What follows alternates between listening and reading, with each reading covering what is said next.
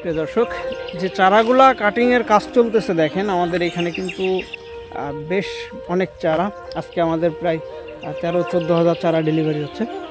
সেটাই কিন্তু এখানে কাটিংয়ের কাজ চলতেছে।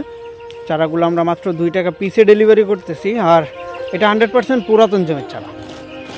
পুরাতন জমির চারাটা আপনি দেখে বুঝবেন কীভাবে, দেখেন আমাদের প্রত্যেকটা চারার গোড়াতেই কিন্তু আপনি লতি দেখতে পারবেন, একেবারে ছোট বড় প্রত্যেকটা গাছের গোড়াতেই আর 2-3টা এরকম লতি কিন্তু আছেই।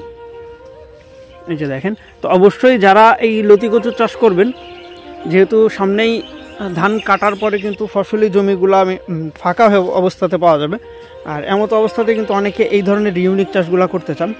তো অবশ্যই আপনারা সরাসরি আমাদের ভিডিও স্ক্রিনে দেওয়া নাম্বারে যোগাযোগের মাধ্যমে চারাগুলো সংগ্রহ করতে পারেন।